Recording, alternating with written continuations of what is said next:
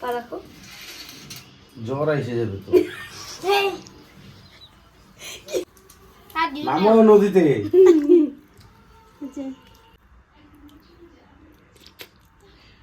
সারা জীবন এইভাবেই ভালোবাসবে। তোমার সব স্বপ্ন আমি পূরণ করবো, তুমি আমার। Hello guys, welcome back to my channel. আশা করি আগের ক্লিপসগুলো দেখে বুঝতেই পারছো ভিডিওটা কি রিলেটেড হতে চলেছে। এই ভিডিওটা আমার জন্য খুব স্পেশাল, আমার মা বাবার জন্য খুব স্পেশাল। আশা করি ভিডিওটা তোমাদেরও খুব ভালো লাগবে। আর হ্যাঁ, কোন মুভমেন্টটা তোমাদের বেশি ভালো লাগছে তোমরা কিন্তু সেটা অবশ্যই শেয়ার করো কমেন্ট বক্সে। চোখ বন্ধ করো, চোখ বন্ধ করো, দুইজনেই চোখ বন্ধ করো। করো করো, না না করো, চোখ বন্ধ করো। ঘুমায় পড়বো। চোখ বন্ধ করো। এই বাবা, দাঁড়া দাঁড়া দাঁড়া, চোখ বন্ধ করো। No cheating. চিটিং করতেছে দিদন। নো চিটিং, দিদন চিটিং করতেছে।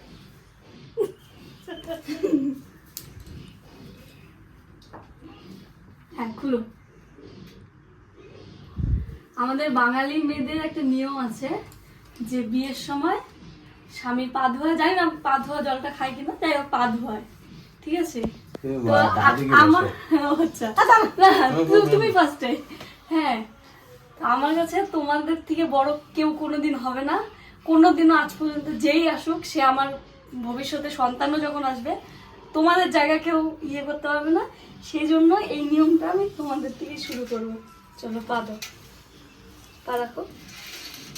জ্বর এসে যাবে তো। কি অপমান! गजब बेजारी।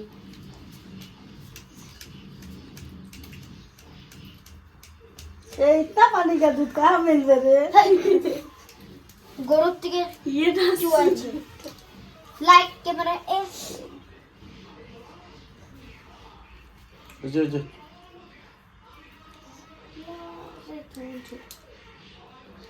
আরে ওদিকে মাইরে ফেলাইলো। মিঠুনকে মারে ফেলালো। দাঁড়াও, উঠবা না বাবু, এখানে থাকো। জানো তো, আজকে যে মুহূর্তটা তোমাদের সাথে শেয়ার করছি, এটা আমার জীবনের সবচেয়ে শ্রেষ্ঠ মুহূর্তদের মধ্যে একটি বলতে পারো। আশা করি সব সন্তান আর বাবা মার জন্য এটা খুব সুন্দর একটা মুহূর্ত। আর সত্যি কথা বলতে, এই ভিডিওটাও যখন আমি এডিট করছি, আমার চোখে জল চলে আসছে। আর আমি নিজেকে খুব ভাগ্যবান মনে করি যে আমি এই মুহূর্তটা আমি আমার মা বাবার সাথে সুন্দরভাবে সেলিব্রেট করতে পেরেছি। সেই জন্য নিজেকে সত্যি খুব লাকি মনে হয়। আর জানো তো, তোমাদের সাথে এই ভিডিওটা কেন শেয়ার করা আর কেন স্পেশালভাবে এই ভিডিওটাকে একটা আলাদা তকমা দেওয়া, সেটা হচ্ছে আমি যাতে পরে শুধু এই ভিডিওটাই যাতে পরেও আমি দেখতে পারি। আর যখনই দেখি তখনই যাতে আমার মা বাবার প্রতি আমার একটা আলাদাই আবেগ জন্মায়। সেটার জন্যই এই স্পেশাল ভিডিওটা তোমাদের সাথে আলাদাভাবে শেয়ার করা।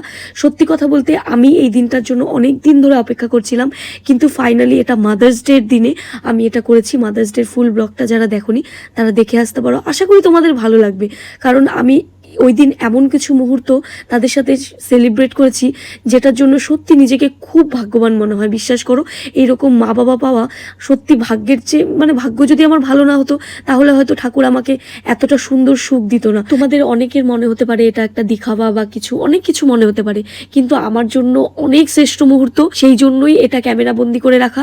অনেক সময় স্টোরেজের কারণে হয়তো ফোন থেকে ডিলিট হয়ে যায়, কিন্তু আমার ইউটিউবে যাতে সারা জীবন থেকে যায় এই ভিডিওটা, সেই জন্যই তোমাদের সামনে কিন্তু এই স্পেশাল মুহূর্তটা তুলে ধরা। ওই দিনটা আরো স্পেশাল ছিল আমার জন্য। যদি ফুল ব্লগটা দেখতে চাও তাহলে আমার চ্যানেলে আমি ডেসক্রিপশনে লিংক দিয়ে দেবো, সেটা তোমরা দেখতে পারো। আর তারপরের আর একটা সিচুয়েশন তোমাদের সামনে আমি তুলে ধরছি, যেটা হচ্ছে ফাদার্স ডে। কিন্তু সেই মুহূর্তটা কিন্তু আমি আমার বাবার সাথেই স্পেন্ড করেছি। তো তোমরা নিজেরাই দেখে নাও এই মুহূর্তটাকে এতটা স্পেশাল কেন বললাম। ঠিক আছে, ঠিক আছে, আমাকে তো বললো কোম্পানির জুতা 8 নম্বরে হয়ে যাবে। I love you. আমি তোমাকে অনেক অনেক অনেক ভালোবাসি, আর সারা জীবন এইভাবেই ভালোবাসি। তোমার সব স্বপ্ন আমি পূরণ করবো, তুমি আমাকে বলবা তোমার কি ইচ্ছা, কোথায় ঘোরার ইচ্ছা, যেইটুকু পারবো, যেটুকু সাধ্যর মধ্যে হবে সব পূরণ করবো। ঠিক আছে? প্রমিস বলবা? হ্যাঁ, যখন সময় হবে ঠিক বলবো। আমাকে এইভাবে ভালোবাসবা, এইভাবে সবসময়। বিশ্বাস করো, বাবা মার সামনে মনের কথা বলাটা এতটা সহজ না যতটা সহজ হয়তো তোমাদের মনে হচ্ছে। এটা খুব টাফ একটা কাজ, কিন্তু মা বাবাদের নিয়ে আমাদের মনে অনেক রকমের ফিলিংস থাকে, কিন্তু আমরা কখনো বলে উঠতে পারি না। আমারও কিন্তু অনেক কিছু বলার ছিল বাবাকে, কিন্তু ইমোশনাল হয়ে গেছি, এই জন্য কিছুই বলতে পারিনি। সো ভিডিওটা তোমাদের কেমন লাগলো অবশ্যই জানিও। চ্যানেলে নতুন হয়ে থাকলে চ্যানেলটিকে সাবস্ক্রাইব করে দিও। টাটা।